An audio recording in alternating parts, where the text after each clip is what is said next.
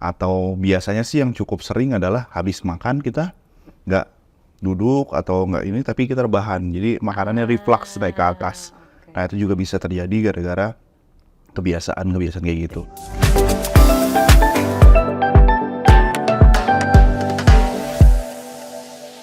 Oke, halo Dokter Haryo.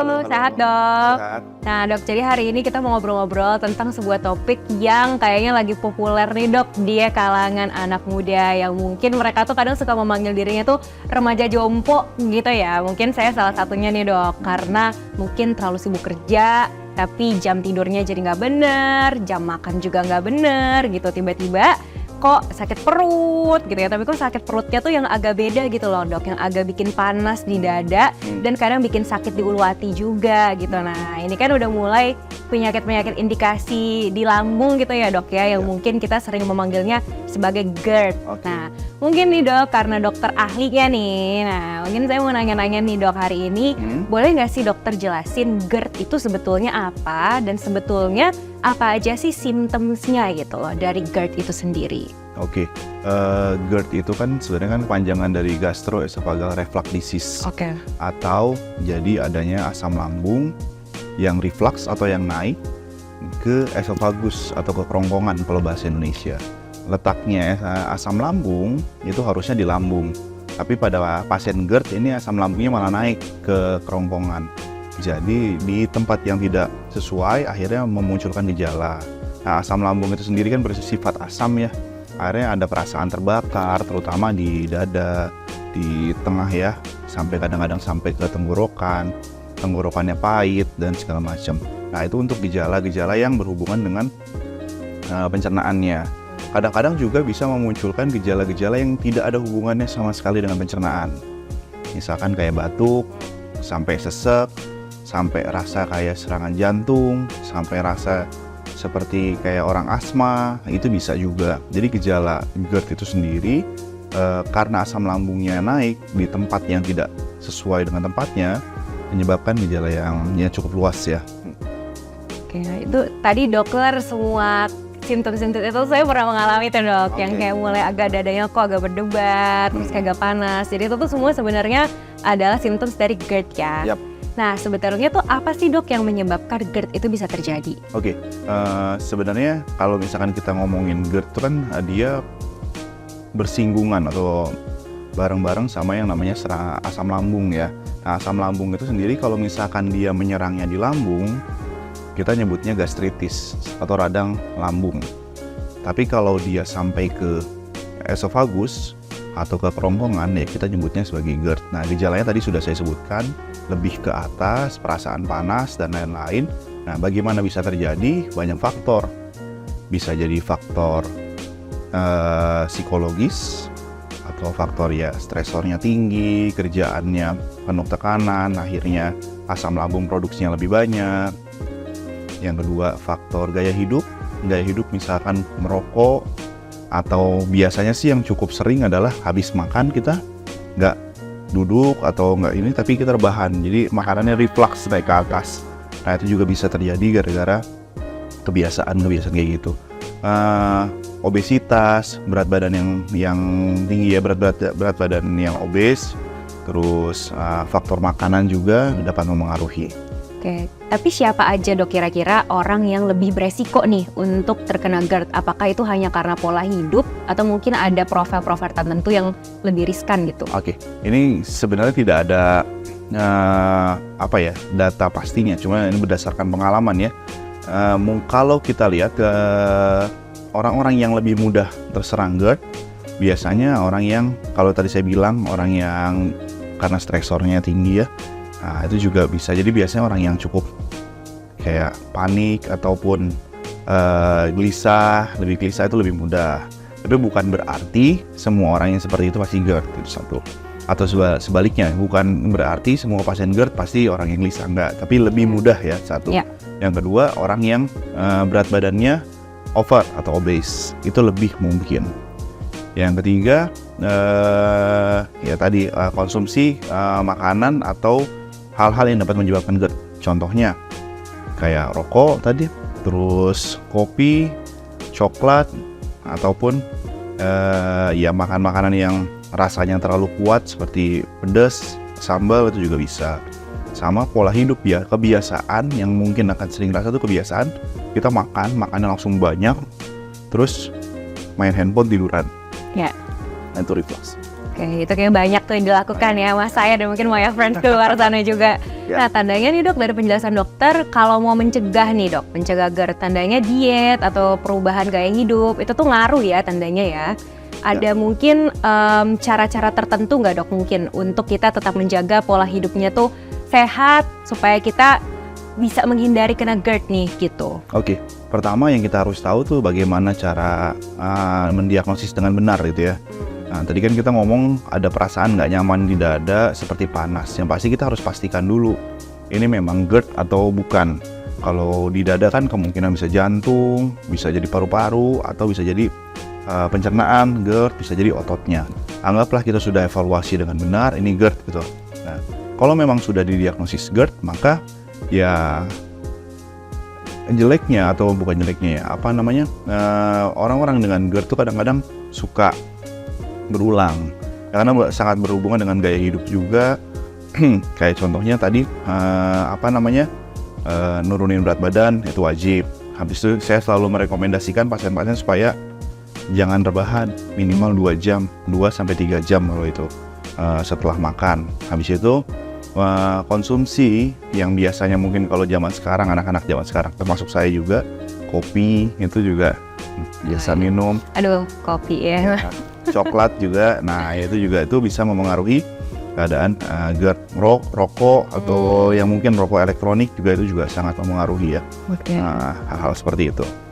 Oke, nah nih misalkan nih dok ya, pasiennya udah datang ke dokter, terus udah bilang, iya nih saya ada keluhan sakit perut apa segala macam. Nah, aku penasaran dok, gimana sih dokter itu bisa mendiagnosa bahwa semua gejala kamu itu dikatakan dengan GERD, dan kapan seorang pasien itu membutuhkan tindak lanjut lebih gitu dok? Misalkan dia butuh tindakan gitu untuk mengkonfirmasi diagnosanya, dan apa saja sih tindakan yang mungkin diperlukan bagi seorang dokter untuk melakukan itu? Oke. Pasien-pasien yang datang saya dengan gejala GERD biasanya ya tipikal ya, nyeri perut atau nyeri dada, ya nyeri ulu hati ya, yang terasa panas. Habis itu biasanya juga nggak 1-2 hari, udah cukup lama, dan udah minum obat macam-macam. Nah, kapan kita berpikir ini GERD? Tadi sesuai dengan gejalanya. Gejalanya pertama dia panas di dada atau nyeri di dada.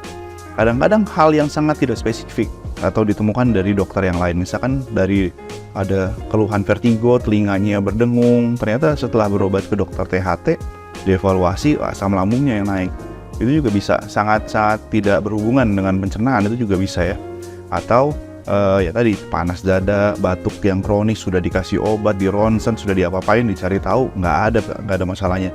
Sudah berobat ke dokter jantung, sakit dada, diperiksa dokter jantung, hasilnya normal. Akhirnya apakah ini gejala yang disebabkan oleh pencernaan? Itu bisa terjadi. Nah, kapan kita mikir untuk pemeriksaan lebih lanjut atau pemeriksaan lanjutannya? Nah, biasanya teman-teman yang sudah bergejala sudah cukup lama, biasanya nggak cuma 1-2 hari, udah minum obat macam-macam, ya ada pemeriksaan lanjutannya seperti endoskopi. Kapan sih kita ngelakuin endoskopi? Kalau gejalanya ya lama, biasanya sih kita patokan sekitar 8 minggu. Sudah 8 minggu sudah minum obat, kita ini pertimbangannya mungkin butuh evaluasi lebih lanjut. Nah kalau seandainya kita melakukan endoskopi nih dok, nah bagaimana sih hasil endoskopi itu nanti bisa membantu dokter gitu loh untuk lebih yakin dalam membentuk diagnosa GERD, dan seberapa bermanfaat gitu melakukan endoskopi itu? Ya tadi saya lupa cerita tentang kapan kita mikir harus endoskopi. Yang pertama, endoskopi tadi ya gejalanya nggak membaik, sudah cukup lama, ada penurunan berat badan tiba-tiba, atau kalau kita periksa pucat, atau sampai muntah darah, nggak bisa makan atau sulit untuk makan, atau BAB-nya warnanya hitam. Kalau gejala-gejala seperti itu nggak perlu sampai nunggu berbulan-bulan, saat itu juga wajib kita pikir endoskopi.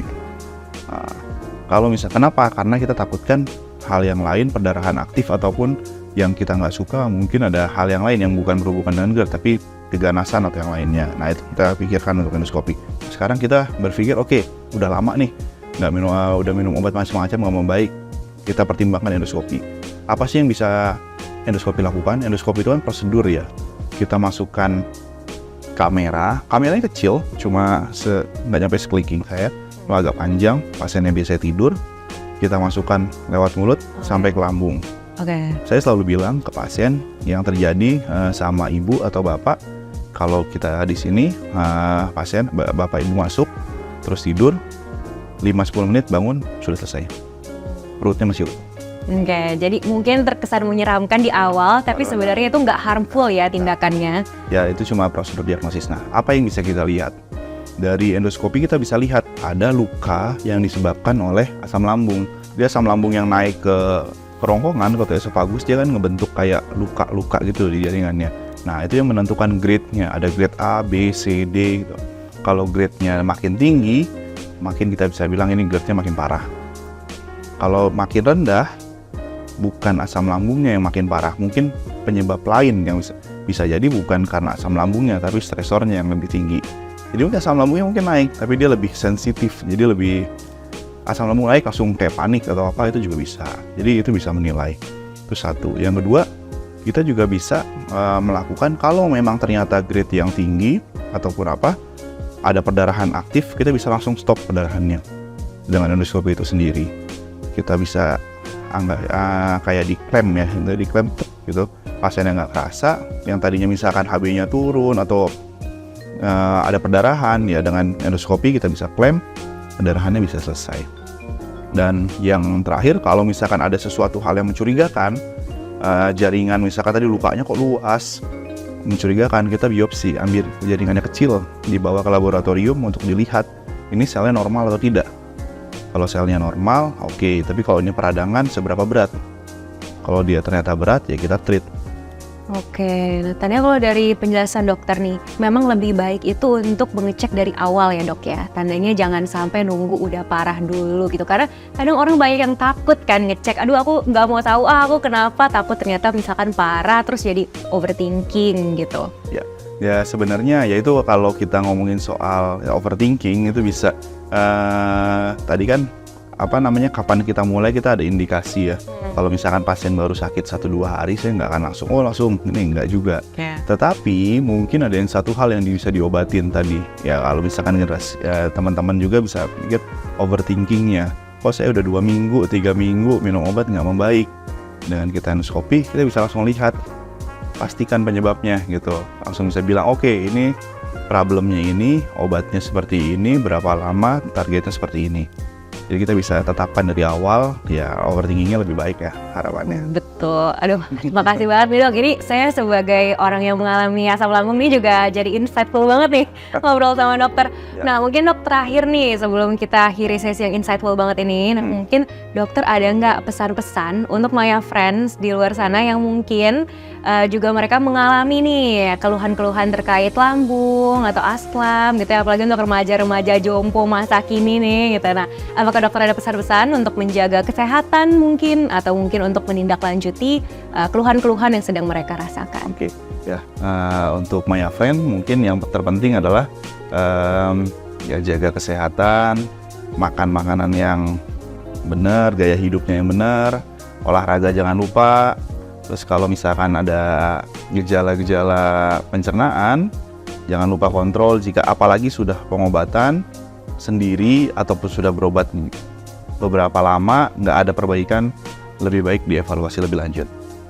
Oke, makasih banyak ya dokter untuk sharing-sharing hari ini, udah bermanfaat banget. Dan untuk Maya Friends di luar sana, jika konten ini useful untuk kalian semua, jangan lupa untuk subscribe terus YouTube channel Maya Pada Hospital. Jangan lupa follow juga TikTok dan Instagram kita @mayaPadaHospital. Dan kalau konten ini berguna untuk kalian, jangan lupa like, comment, and share. Thank you, salam sehat. Baik, terima kasih.